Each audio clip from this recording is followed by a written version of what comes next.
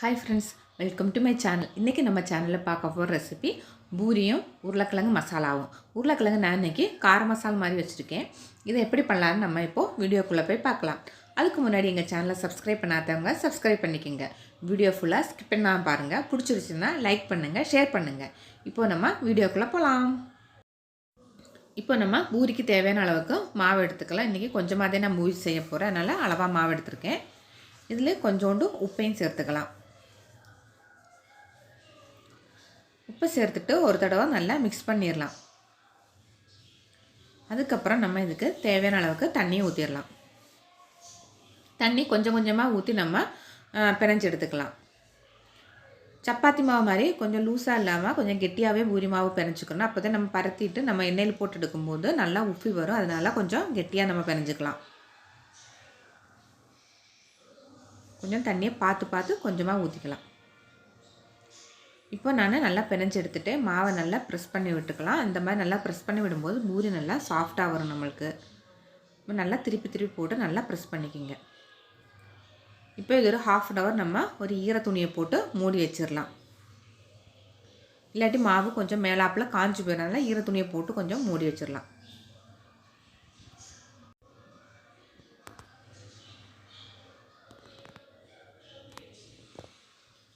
அடுத்து நம்ம உருளைக்கிழங்கு மசாலாவுக்கு தேவையான உருளைக்கிழங்கு எடுத்து கட் பண்ணி குக்கரில் போட்டிருக்கேன். 2 உருளைக்கிழங்கு எடுத்திருக்கேன் நான். இது குக்கரில் ஒரு 3 விசில் வச்சு விட்டு எடுத்துக்கலாம். உருளைக்கிழங்கு வெந்துட்டு இருக்கிறதுக்குள்ளேயும் ஒரு பாத்திரம் அடுப்பில் வச்சு நான் கொஞ்சோண்டு ஆயில் ஊற்றிருக்கேன். ஆயில் நல்லா ஹீட் ஆனதும் இதில் கொஞ்சோண்டு சோம்பு போட்டுக்கலாம். சோம்பு பொரிஞ்சு வந்ததும் கொஞ்சம் கருவேப்பிலை. அடுத்து நான் பெரிய வெங்காயம் சேர்க்க போகிறேன். ஒரு பெரிய வெங்காயம் சின்னதாக நறுக்கி எடுத்து வச்சுருக்கேன். இதையும் இப்போ இதில் சேர்த்துக்கலாம். கம்மியாக தான் குழம்பு வைக்க போகிறேன், அதனால் அளவாக 1 சேர்த்துக்க. நீங்கள் நிறைய வைக்கணும்னா 2 பெரிய வெங்காயம் போட்டுக்கலாம்.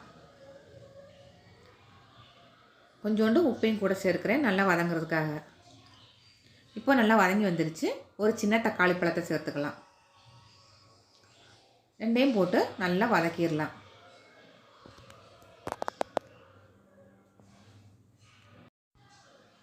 இதில் 1 ஸ்பூன் இஞ்சி பூண்டு விழுது, அதையும் இதோட சேர்த்து நல்லா வதக்கிடலாம்.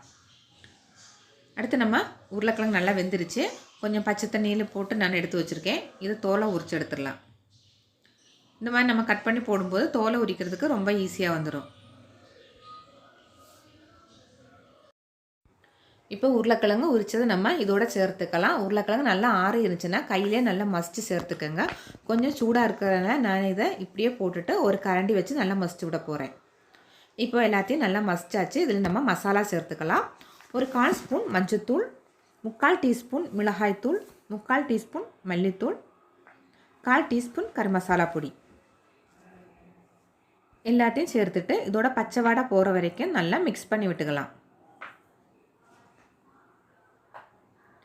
இப்போது எல்லாம் நல்லா மிக்ஸ் ஆயிடுச்சு. நம்ம இதுக்கு தேவையான அளவுக்கு தண்ணியை ஊற்றிடலாம். நான் இதில் இன்னும் கொஞ்சம் தண்ணி சேர்க்க போகிறேன். ஏன்னா கிரேவி ரொம்ப கம்மியாக இருக்குது, அதனால் இன்னும் கொஞ்சம் தண்ணி சேர்க்க போகிறேன். இந்த ஸ்டேஜில் நம்ம உப்பாக பார்த்துக்கலாம். உப்பு கம்மியாக இருந்துச்சுன்னா இன்னும் கொஞ்சம் சேர்த்துக்கோங்க. இது இப்படியே ஒரு மூடியை போட்டு அடுப்பு சிம்மில் வச்சு கொஞ்சம் நேரம் வச்சுன்னா நம்மளுக்கு கொதி வந்துடும். ஏற்கனவே உருளைக்கிழங்குலாம் வெந்திருக்கிறனால நம்மளுக்கு சீக்கிரம் மசாலா ரெடி ஆயிரும். மாவு நல்லா ஊறிடுச்சு. நம்ம இது இப்போது சின்ன சின்ன உருண்டையாக பிடிச்சி எடுத்து வச்சிடலாம். இந்த அளவுக்கு நம்ம எடுத்து வச்சாலே நம்மளுக்கு பூரிக்கு கரெக்டாக இருக்கும். இப்போ எல்லா மாவையும் நம்ம உருண்டை பிடிச்சிடலாம். இப்போ இங்கே எல்லாம் ரெடி ஆயிடுச்சு. ஒரு சப்பாத்தி பலகை எடுத்து அது மேலே நம்ம இப்போது கொஞ்சோண்டு மாவை ஸ்ப்ரெட் பண்ணி விட்டுட்டு அதுக்கு மேலே வச்சு நம்ம பரத்தி எடுத்துடலாம். சப்பாத்திக்கு தேய்க்கிற மாதிரி ரொம்ப நைஸாக பரத்தணும்னா தேவையில்லை. கொஞ்சம் கெட்டியாகவே நம்ம பரத்திடலாம். நம்ம மாவெல்லாம் பரத்துறதுக்குள்ளேயும் மசாலா இங்கே ரெடி ஆயிடுச்சு. தண்ணியெல்லாம் நல்லா வற்றி நம்மளோட மசாலா ரெடி ஆயிடுச்சு. அடுப்பு ஆஃப் பண்ணிவிட்டு கொஞ்சோண்டு புதினா மட்டும் மேலாப்பில் நம்ம போட்டுக்கலாம். இப்போ நம்மளோட மசாலா ரெடி. மாவு எல்லாத்தையும் நல்லா தேய்ச்சி எடுத்து வச்சாச்சு. அடுத்து நம்ம எண்ணெய் சூடு பண்ணிடலாம். பூரிக்கு எண்ணெய் எப்போவுமே கொஞ்சம் நிறையாவே ஊற்றிடணும். பூரி அதுக்குள்ளே நல்லா முங்கி இருந்தாதே நம்மளோட பூரி நல்லா வந்துடும். எண்ணெய் நல்லா ஹீட் ஆகட்டும். அதுக்கப்புறம் நம்ம பூரியை போட்டுடலாம். எண்ணெய் நல்லா ஹீட் ஆயிடுச்சு. இப்போ நம்ம பூரி அதில் போட்டுட்டு இந்த மாதிரி லைட்டாக ப்ரெஸ் பண்ணி விட்டுட்டு எண்ணெயை மேலையெல்லாம் படுற மாதிரி நல்லா எடுத்து விட்டுக்கலாம்.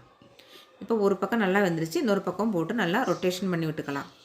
எல்லா பக்கமும் நல்லா பூரி புஃபி வந்துருச்சு பாருங்கள். அடுத்து இன்னொரு பூரியை நான் இதே மாதிரி போட்டு காட்டுறேன். இந்த மாதிரி போட்டுட்டு ரொம்ப ப்ரெஸ் பண்ணாதீங்க, லைட்டாக மட்டும் ப்ரெஸ் பண்ணி விடுங்க. இந்த மாதிரி உஃபி வர்ற அளவுக்கு லைட்டாக மட்டும் ப்ரெஸ் பண்ணிவிட்டு நம்ம எண்ணெய் மேலே ஊற்றினாலே சூப்பராக வந்துடும். நம்மளுக்கு லைட்டாக சுற்றி மட்டும் விட்டுட்டு நம்ம எல்லா பக்கம் வெந்த பிறகு எடுத்துடலாம். பொரிச்சு எடுத்துட்டேன். இப்போது நம்மளோட உருளைக்கிழங்கும் பூரியும் ரெடி ஆயிடுச்சு. உருளைக்கிழங்கு மசாலா எப்படி இருக்குதுன்னு நீங்கள் செஞ்சு பாருங்கள் வீட்டில். எப்பயும் செய்கிற மாதிரி இல்லாமல் இன்றைக்கி கொஞ்சம் டிஃப்ரெண்ட்டாக நான் பண்ணியிருக்கேன். நல்லா காரமாக இருக்கும். பூரிக்கு சேர்த்து சாப்பிடும்போது ரொம்ப ரொம்ப அருமையாக இருக்கும். மறக்காமல் நீங்கள் இதை செஞ்சு பார்த்துட்டு எப்படி இருக்குன்னு எனக்கு சொல்லுங்கள். இங்கே பாருங்கள், பூரி எவ்வளோ சாஃப்டாக வந்துருச்சு. நம்மளுக்கு பிக்கும் போது அவ்வளோ சாஃப்டாக இருக்குது. இதோ இந்த மசாலாவாக சேர்த்து சாப்பிடும்போது ரொம்ப ரொம்ப சூப்பராக இருக்கும்.